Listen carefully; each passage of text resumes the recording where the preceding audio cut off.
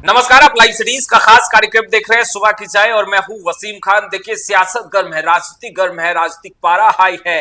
ऐसे में देखिए, शहाबुद्दीन, मरहूम शहाबुद्दीन के बेटे उसामा साहेब बेलागंज जा रहे हैं। तेजस्वी यादव ने पूरी ताकत झोंक दी है। सुरेंद्र यादव के पुत्र विश्वनाथ यादव को जिताने के साल जनसभा को संबोधित भी किया। बेलागंज पहुंचे तेजस्वी यादव, उसामा साहेब का बड़ा रोड शो। क्या अल्पसंख्यकों को, रूठे हुए अल्पसंख्यकों को एकजुट कर लेंगे, मना लेंगे? बड़ा प्रश्न, वही हम आगे बात करेंगे। लालू प्रसाद यादव के बेहद ही चहीते सुभाष यादव को बेल मिल गई है। वहीं आगे हम बात करने जा रहे हैं दीपांकर भट्टाचार्य, मुकेश सहनी, तेजस्वी यादव प्रचार के आखिरी दिन पूरी ताकत झोंकेंगे तरारी और रामगढ़ में।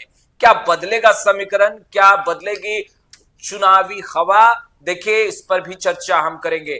आगे हम बात करेंगे, पप्पू यादव को बार बार धमकी मिल रही है, मगर उससे पहले हम इमामगंज उपचुनाव को लेकर चर्चा करेंगे। देखिए, जीतन राम मांझी की बहू चुनावी मैदान में है और वहीं चिराग पासवान और मुख्यमंत्री नीतीश कुमार एक साथ जीतन राम मांझी के बहू को जिताने इमामगंज जाने वाले हैं। क्या समीकरण उलटफेर और बदलेगा माहौल? बड़ा प्रश्न। वहीं आगे हम चर्चा करेंगे कि देखिए, उपचुनाव और उपचुनाव में किस तरीके से समीकरण बदल रहे हैं और समीकरण बदलते हुए कौन आगे कौन पीछे, पहला दूसरा तीसरा पायदान पर कौन, सभी विषय पर हमारे साथ बातचीत करने के लिए देखिए वरिष्ठ पत्रकार, जाने माने पत्रकार, हमेशा आपको खबरों से अपडेट रखने वाले रवि उपाध्याय सर हमारे साथ है। बिना वक्त जाया किए हुए सीधा सवाल और सबसे पहला प्रश्न, उसामा साहेब को लेकर चर्चा खूब हो रही थी, राजद की सदस्यता ले। तेजस्वी यादव बेलागंज में है, आज विशाल जनसभा को संबोधित किया, कल रोड शो उसामा साहेब का। क्या बदलेगा चुनावी फिजा? देखिए, निश्चित रूप से जो आपको बेलागंज की बात हो रही है, बेलागंज आरजेडी का किला है। हाँ। उस किला को बचाने की कवायद में तेजस्वी यादव पूरी तरह से लगे हुए हैं, क्योंकि देखिए उनका जो एम वाइज समीकरण है, मुस्लिम यादव समीकरण, तो मुसलमान जो लोकसभा के चुनाव में कहीं ना कहीं दरकते हुए दिखाई पड़े, तो उस किलाबंदी, उस घेराबंदी को घेरने की कवायद के तहत बीते रात से तेजस्वी यादव वही कैंप कर रहे हैं। अच्छा। हाँ। और आज जो है सो मरहूम मोहम्मद शहाबुद्दीन जो पूर्व सांसद सिवान के थे, उनके पुत्र उसामा साहब जो है सो आज रोड शो करेंगे बेलागंज में। विश्वनाथ यादव, सुरेंद्र यादव जो लोकसभा के सांसद हैं, वहां से गया मैंने जहानाबाद से, उनके पुत्र हैं विश्वनाथ यादव, उनके पक्ष में जो आरजेडी उम्मीदवार है उनके पक्ष में। क्योंकि देखिए, आपको बेलागंज में 75 से 80 हजार के आसपास अप्रॉक्स मुस्लिम मतदाता हैं वहां। हाँ। तो मुस्लिम मतदाताओं को में कहीं कोई डेंट, कहीं कोई छेद, कहीं कोई सेंधमारी न हो सके, इसको पकड़ने के लिए उसामा साहब आज जो सो मैसिव रोड शो करेंगे। और उसके बाद ही आपको, अब देखिए समय भी नहीं रह गया, 11 तारीख को चुनाव प्रचार खत्म हो जाएगा। बिल्कुल। तो अब गिने चुने 2 दिन रह गए, उसके बाद चुनाव से 13 तारीख को वोटिंग, उससे पहले उसके बाद मतदाता के घर घर जाएंगे, माने जो प्रत्याशी हैं वह जाकर के, उनके समर्थक जाकर के नॉक करेंगे और फिर अपने पक्ष में बात करेंगे। लेकिन जो चुनावी सभा है, रोड शो है, वह तमाम चीज 11 तारीख को अंतिम हो पर बड़ा सवाल यह है सर, सभा नहीं रोड शो है, उसामा साहेब का रोड शो, क्या मैसेज अल्पसंख्यकों में क्रिएट कर पाएंगे? क्या गोलबंद कर पाएंगे बेलागंज में तमाम अल्पसंख्यकों को? आपने आंकड़ा भी बताया है सर। देखिए, निश्चित रूप से बेलागंज में उसामा साहब के जाने का इम्पैक्ट तो दिखाई पड़ेगा। हाँ। जो वहां से जन सुराज ने मोहम्मद अमजद को उम्मीदवार बना करके एक चुनौती पेश कर दी है बेलागंज में आरजेडी के समक्ष और जेडीयू के समक्ष, क्योंकि जेडीयू की जो कैंडिडेट है मनोरमा देवी, उनके नेता हैं नीतीश कुमार, मुख्यमंत्री बिहार जो जदयू के राष्ट्रीय अध्यक्ष हैं।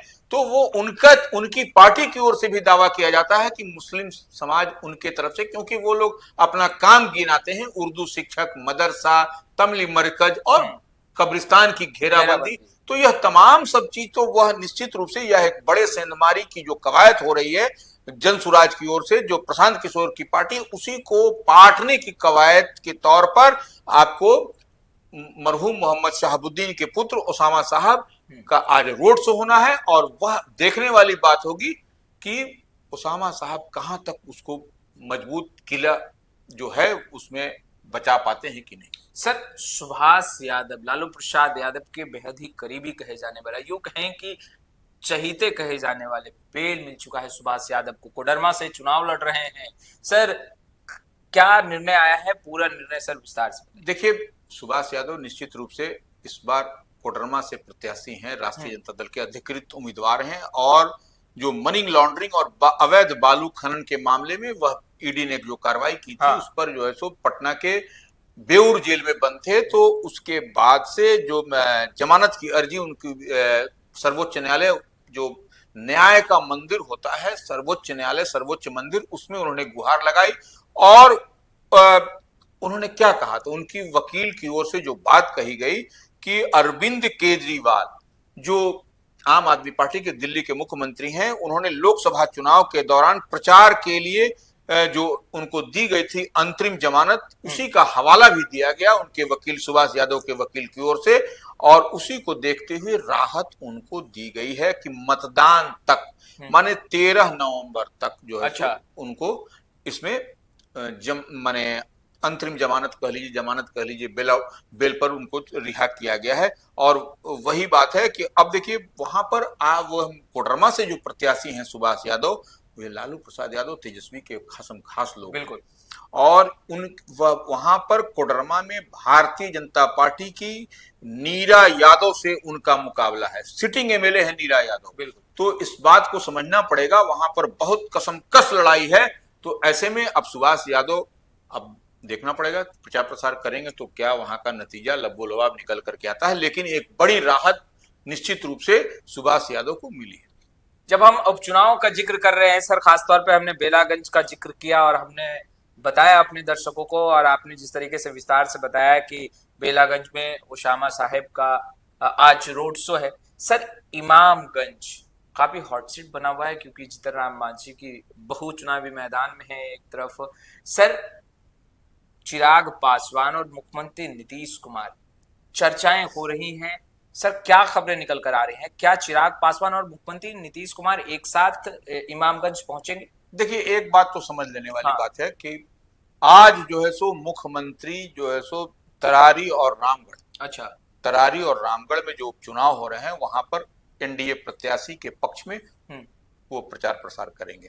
नीतीश कुमार, मुख्यमंत्री बिहार और जदयू के राष्ट्रीय अध्यक्ष, 10 तारीख को नीतीश कुमार, माने ठीक दूसरे दिन, कल जो है सो वह 10 तारीख को इमामगंज में वो प्रचार प्रसार करते हुए दिखाई पड़ेंगे। इमामगंज और बेलागंज में जो खबरें जो आ रही हैं जो, तो वो एक बड़ी बात होगी। अब रही बात चिराग पासवान की, चिराग पासवान का जो है सो इमामगंज में बड़ा बेसब्री के साथ इंतजार हो रहा है, बहुत बेसब्री के साथ इंतजार हो रहा है। बिल्कुल, एनडीए के जो हैं, जो एनडीए के जो समर्थक हैं, एनडीए के जो सिपाही हैं, क्योंकि देखिए वहां पर दीपा मांझी, जो जीतन राम मांझी जो केंद्र में नरेंद्र मोदी कैबिनेट में मिनिस्टर हैं, और संतोष सुमन जो उनके पति हैं, बिहार में जो है नीतीश कैबिनेट में मिनिस्टर हैं।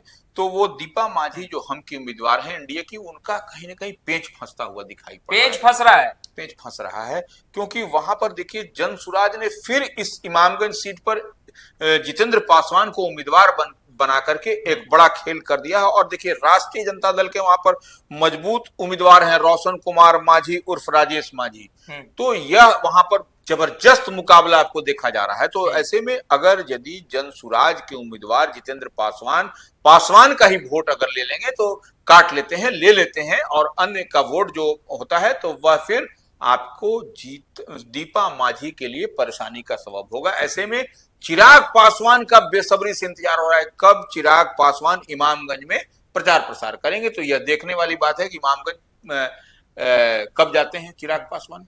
सर, सबसे अहम सवाल, चुनाव का आखिरी दिन, तेजस्वी यादव, दीपांकर भट्टाचार्य और मुकेश सहनी एक साथ ताकत झोंकने जा रहे हैं तरारी और रामगढ़ में। सर, इसे कैसे देखा जाए, जहां एक तरफ तमाम महागठबंधन के वरिष्ठ नेता, बड़े चेहरे तरारी और रामगढ़ पहुंचेंगे, आखिरी दिन क्या माहौल बदलेगा? देखिए निश्चित रूप से जो तरारी और रामगढ़ की आपने बात की, हाँ। अब देखिए तरारी में क्या है। तरारी में विशाल प्रशांत भारतीय जनता पार्टी के उम्मीदवार हैं, नरेंद्र पांडे और सुनील पांडे के पुत्र हैं वह। और दूसरी तरफ राजू यादव भाकपा माले जो दीपांकर भट्टाचार्य की पार्टी से उम्मीदवार बने हुए हैं, सिटिंग सीट उनकी है दीपांकर भट्टाचार्य की। इस लिहाज से वहां पर पूरी ताकत झोंकने की बात भी बनती है। और वहां पर देखिए किरण सिंह जन सुराज के उम्मीदवार हैं। अच्छा, यह भी एक तो वहां पर पेच आपको फंसता हुआ दिखाई पड़ रहा है। और इसी जीत को सुनिश्चित करने के लिए भाकपा माले कह लीजिए, इंडिया ब्लॉक कह लीजिए, महागठबंधन कह लीजिए, तेजस्वी जो नेता प्रतिपक्ष हैं, और मुकेश सहनी सन ऑफ मल्ला जो विकासशील इंसान पार्टी के हैं और वो इंडिया ब्लॉक में ही है, महागठबंधन में है, और दीपांकर भट्टाचार्य जो भाकपा माले के राष्ट्रीय महासचिव हैं, उनकी साथ एक साथ संयुक्त मीटिंग होगी तरारी और रामगढ़। तो यह हमने बात की तरारी की, कहां से माले के उम्मीदवार हैं। रामगढ़ में भी देखिए पेच फंसा हुआ है। रामगढ़ में भी अजीत कुमार सिंह आरजेडी के उम्मीदवार हैं। और अजीत कुमार सिंह के थोड़ा सा समझ लीजिए, जगतानंद सिंह जो आरजेडी के प्रदेश अध्यक्ष हैं उनके पुत्र हैं। उनके बड़े भाई जो सांसद हैं वहां, सुधाकर सिंह, उसी की वो सीट भी है, वो एमपी हो गए। इसके लिहाज से वहां पर उपचुनाव हो रहा है रामगढ़ में। और वहां पर सबसे मदमस्त हाथी छाप पर सवार है। वहां पर हाथी पर कौन सवार है? वहां सतीश यादव सवार है। सतीश यादव कौन है? वह जगतानंद सिंह के शागिर्द कभी रहे थे। सतीश यादव के चाचा अंबिका यादव पूर्व एमएलए, आरजेडी से ही वहां पूर्व एमएलए हुआ करते थे रामगढ़ से। तो वहां पर लड़ाई आपको बहुत जोरदार दिखाई पड़ रही है। रामगढ़ में अशोक कुमार सिंह भारतीय जनता पार्टी, आपको अजीत कुमार सिंह राष्ट्रीय जनता दल, और बहुजन समाज पार्टी बसपा से सतीश यादव। यानी कांटे की टक्कर है। कांटे की टक्कर है। उसमें उस कांटे की टक्कर में जन सुराज के उम्मीदवार हैं वहां से सुशील कुशवाहा। अच्छा। एनडीए के वोट में वह सिंधमारी करते हुए दिखाई पड़ रहे हैं। एनडीए के वोट में सिंधमारी कर रहे हैं क्योंकि कुशवाहा जो है एनडीए के वोटर हैं, तो वह जो है इसलिए अगर यदि वहां जनसुराज के उम्मीदवार हैं वहां से सुशील कुशवाहा, तो स्ट्रेटेजिकल वोटर माने जाते हैं कुशवाहा समाज के लोग। तो ऐसे में निश्चित रूप से आपको वहां झोलझाल दिखाई पड़ रहा है। इस लिहाज से आपको जो महागठबंधन इंडिया ब्लॉक की ओर से तेजस्वी, मुकेश सहनी और दीपांकर भट्टाचार्य का वहां पर, सर जहां तमाम ये बड़े चेहरे एक साथ एकजुटता को प्रदर्शित करते हुए सभा को संबोधित करेंगे, वहीं मुकेश सहनी को बार बार सफाई देनी क्यों पड़ रही है सर? क्या है कारण? देखिए मुकेश सहनी बार बार इसलिए वो हमारी समझ से वो बोलते हुए दिखाई पड़ रहे हैं कि यह कहीं किसी में कोई कंफ्यूजन, कोई भ्रम, कोई इफ बट नहीं हो कि हम फिर इधर उधर जाएंगे। हम मजबूती के साथ महागठबंधन इंडिया ब्लॉक में है और रहेंगे। तो यह इसीलिए वो बार बार जनता को मैसेज भी एक तरह से दिया जाता है। देखिए पॉलिटिक्स में, राजनीति में जनता को मैसेज भी, वो मैसेज देने का मुकेश सहनी काम कर रहे हैं। सर पप्पू यादव पूर्णिया सांसद, बार बार जान से मारने की धमकी। सर जिस तरीके से धमकी पर धमकी मिल रही, किस रूप में इसे देखा जाए? पप्पू यादव झारखंड चुनाव में भी चुनाव प्रचार करते हुए दिखाई दिए। छठ पूजा में पूर्णिया में जिस तरीके से तमाम छठ व्रतियों में वो जो पूजा सामग्री है वो वितरण करते दिखाई दिए। कैसे देखा जाए? देखिए निश्चित रूप से राजेश रंजन पप्पू यादव निर्दलीय सांसद हैं पूर्णिया से, और उनको इस तरीके से धमकी दी जा रही है, यह एक निश्चित रूप से आम आवाम के लिए चिंता का विषय है कि जब जनप्रतिनिधि को इस तरीके से धमकी मिल रही है तो फिर हमारी आपकी क्या दिशा, और कौन धमकी दे रहा है यह सब पूरे देश दुनिया जान रहा है। तो उतना बड़ा कुख्यात आदमी गैंगस्टर की ओर से जब धमकी दिया जा रहा है और सरकार हाथ पर हाथ धरे बैठी है, इस पर कुछ नहीं दिखाई पड़ रहा है, जबकि लगातार पप्पू यादव की ओर से उनके समर्थक, उनके चाहने वाले, उनके जो निजी सचिव हैं उसके तरफ से एफआईआर भी जगह जगह कराया जा रहा है, लेकिन ढाक के तीन पात कोई परिणाम निकलता हुआ दिखाई नहीं पड़ रहा है। न ही उनकी सुरक्षा ही इतनी दिन में, जितनी दिन से यह चल रही है अंदर खाने में बातचीत, और अंदर खाने के पब्लिक डोमेन में है, उसके बावजूद जो पप्पू यादव पर कोई ध्यान नहीं दिया जा रहा है, कोई सिक्योरिटी नहीं बढ़ाई जा रही है, निश्चित रूप से आम आवाम के लिए चिंता का विषय है। परिणाम तो आएंगे, मगर परिणाम बिहार में 4 सीटों पर हो रहे उपचुनाव को लेकर आएंगे। 13 तारीख को वोटिंग और 23 तारीख को नतीजे सभी के सामने होंगे। सेमीफाइनल बिहार की राजनीति का, और तमाम तस्वीरें लगातार हम अपडेट करते रहेंगे। फिलहाल इस वीडियो में इतना ही। आपका बहुत बहुत शुक्रिया।